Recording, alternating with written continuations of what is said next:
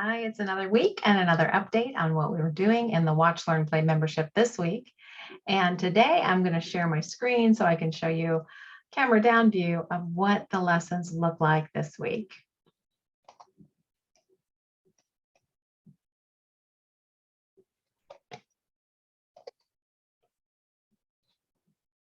Maybe. Give me a minute.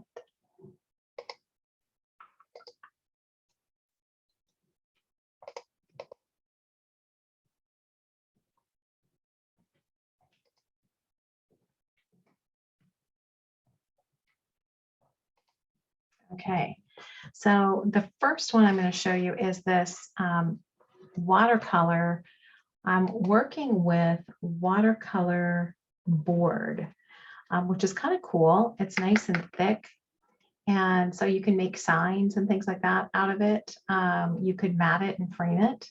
The beginning of the lesson is abstract watercolor, and then I mask and actually I use a stencil, and I protect part of this with cold wax and then paint over the background. So it's sort of a lesson in letting go, because a part of this I really loved the way that it looked, but it is a watercolor one-word lesson.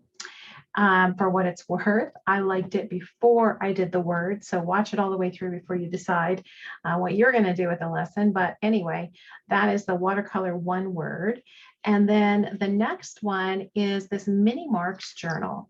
Now, I love this idea. I've done this before as a full-length class, and I wanted to do this as a smaller version because I feel like I get so stuck with making the same marks over and over and over again.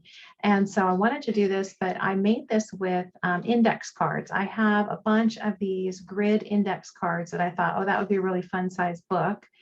And then I made these little tabs for the sides to make different categories. Let me show you what I based this off of. Here's a larger version of this, and you can see this in practice. So here's some geometric marks. Here are some line marks made with line.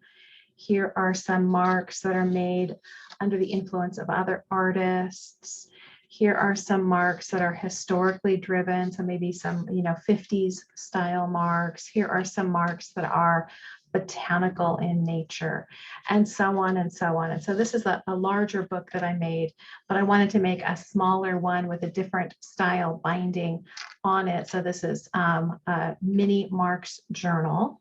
And then I got super brave and did a face mapping lesson for you.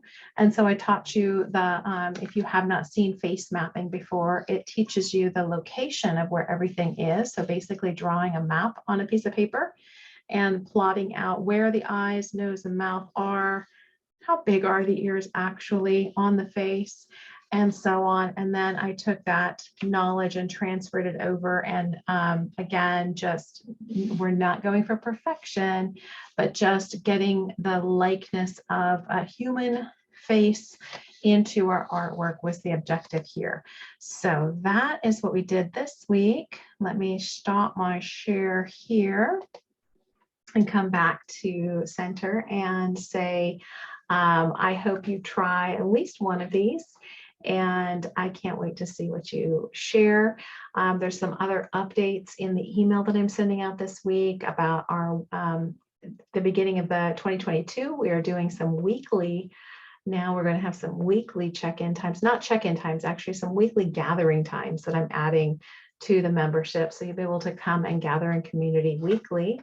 I also am doing some archiving in the membership, so it makes it a little bit easier to maneuver around because we're getting quite a catalog of lessons in there. I'm going to make it easy for you to move around in there.